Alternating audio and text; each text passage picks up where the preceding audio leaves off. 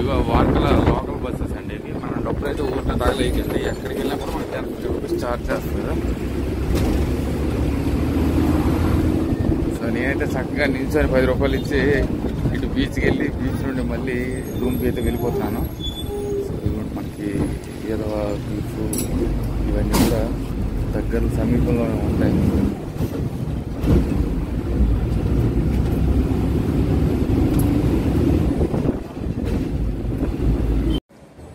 So చాలామంది foreigners అయితే ఇక్కడ ఉన్నారండి. ఇక్కడ హాస్టల్స్ కూడా ఉన్నాయి. కానీ నేను అది నా ప్రయాణంలో నేను చెన్నై ప్రాంతంలో తిరుగుతున్నాను కాబట్టి, అదే తమిళనాడు ప్రాంతంలో మరి హాస్టల్స్ ఉంటాయని ఎక్స్పెక్ట్ చేయలేదు. సో ప్లస్ నాకు అంత టైం లేదు ఇప్పుడు వీళ్ళతోని హాస్టల్స్లో ఎంగేజ్ అవ్వాలి. మళ్ళీ ఇక్కడ ఉన్నానంటే ఏదో వైపు తగిలిందంటే మళ్ళీ ఉండిపోతాను. సో నేనైతే చక్కగా ఓం నమో నారాయణ చక్కగా వర్కాలేశ్వర బీచ్, వర్కలా బీచ్ ఇది కాదు కానీ మరి ఆ దేవాలయం సమీపంలో ఉంది కాబట్టి ఇది నాకైతే వర్కాలేశ్వర బీచ్ అనే. సో ఏమి కనిపించట్లేదని బాధపడకండి, నేను బాధపడట్లేదు.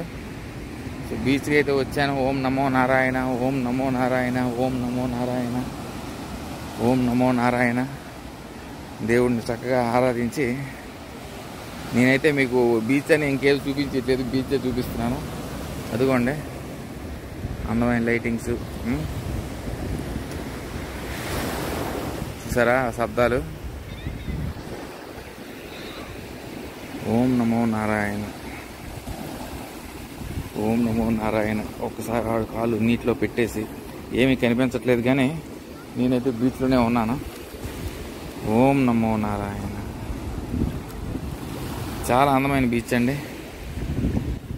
ఇదిగోండి కాలు ఆ బిల్డింగ్ ఎదురుగానే ఉంది బీచ్. మనకి దేవాలయం సమీపంలోనే ఈ షోర్ దగ్గరే మనకి ఆ దేవాలయం కట్టించడం అయితే జరిగింది. చాలా అద్భుతమైన బీచ్ ఇది. నేను మరి మార్నింగ్ అయితే ఈ బీచ్కి రాను.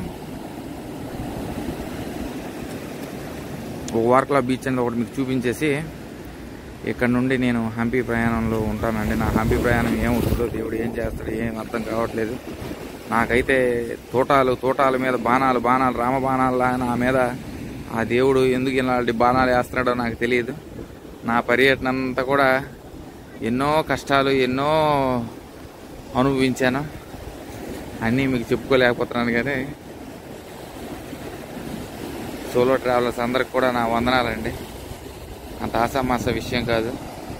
ఒక్కడే ఆ బ్యాగులు వేసుకొని ఆ మూటలు పట్టుకొని తిరగాలి. నాకైతే ఎక్కడ కూడా నేను ఇసిగిపోలేదు. కాకపోతే ఈ వర్షం చూసారా, వర్షం ఇప్పుడైతే ఆగింది. ఆగిన టైంకి చీకటి పడింది.